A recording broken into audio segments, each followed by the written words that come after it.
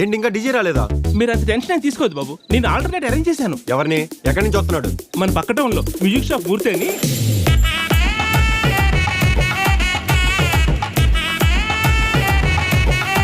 ఒక్కసారి బయటకు వెళ్తే ఇంటికి రావా నువ్వు? అందరికి శుభలక్ష్మి సుప్రభాతం పడితే నాకు మాత్రం నువ్వు పాడతావు. ఏంటి? ఏం లేదు, తమ్ముడు వాళ్ళ కాంప్లెక్స్ లో షాప్ ఖాళీ అయిందంట.